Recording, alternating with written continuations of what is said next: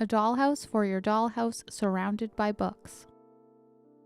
I got this kit from robinbetterley.com. The information will be in the description. I love supporting artisans, and I really love how unique this kit is. It's a miniature dollhouse flanked by books. This kit is easy to put together and it's really fun. Comes with these beautiful printouts and some very clear instructions. So let's get started. I'm starting by cutting the pieces for the dollhouse out of their wooden frames. These are laser cut pieces and there are small tabs holding them on. I started sanding the edges where the tabs are and realized how much ash is still left behind from the laser cutter, so I decided to wipe off the edges of all the pieces on a paper towel. This is a good step to do for any laser cut miniatures you get to keep your hands from getting dirty with ash. These 3 laser cut pieces make up the dollhouse. Once they're glued together, you want to make sure they're even on the bottom and the sides. These are the pieces from the kit that form the trim for the front door. The bigger piece goes on the bottom and the skinnier piece stacks on top to give it dimension.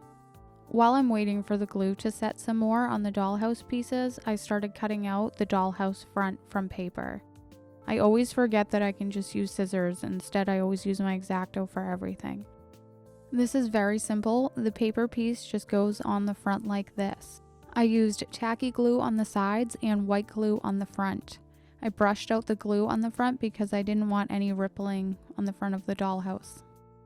To get a proper alignment, I lined up the roof line and the little point with the point of the roof and made sure that the door was touching the bottom. Then I simply wrap the edges around, so it's quite easy to apply.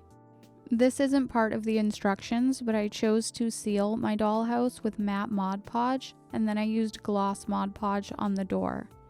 I did this step so they would have different sheens and maybe add some realism to the dollhouse. While that dries, I'm going to do the books next. These rectangles make up the books.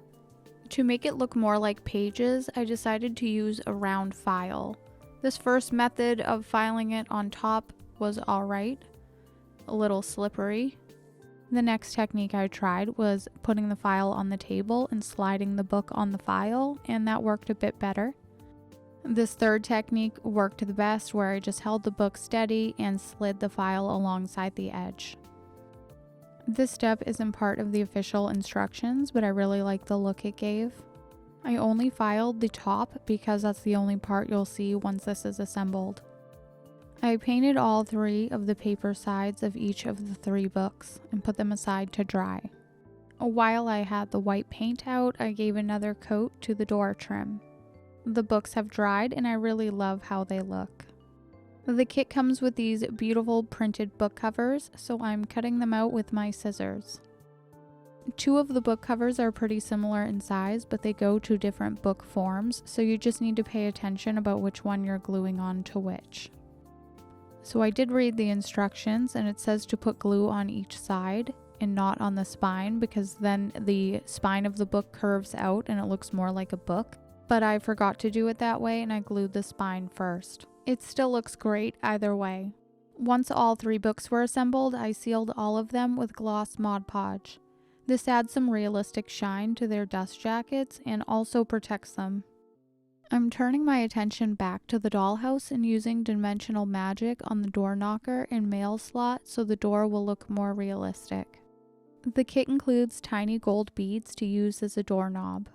This house comes together so quickly and I'm already ready to attach the roof.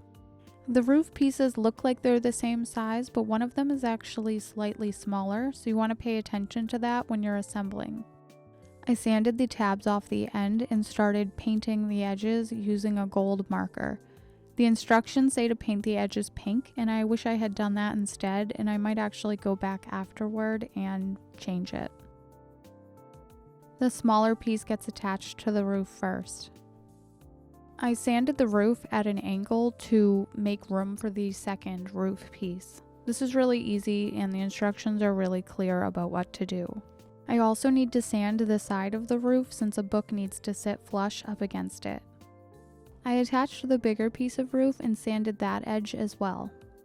Then I sanded where the two pieces meet and cut out the roof. I used white glue and lined up the ridge line with the peak of the roof.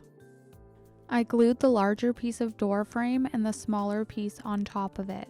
I think the door frame is my favorite part. Next, it's time to apply some greenery. You can use as much or as little of this as you want, but I pretty much followed along with the image that's on the kit cover. I used some tweezers to sprinkle the green flocking into the wet glue over a piece of folded paper so I can put any excess back into the bag.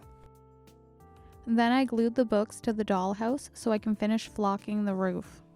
I arranged my books so my favorite book will be facing outward on the end. I added some more flocking where the book meets the dollhouse, and I did the same along the roof line. I put a little flocking on the front of the roof, but I didn't like how it looked, so I wiped it off before the glue dried. This kit is really easy to put together, and it only took me about 15 minutes, even though I added a couple steps. It would look really great on a desk or a bookshelf in a 1/12 scale space, so check out the description and you can find out where to buy your own. Thank you for watching. Bye.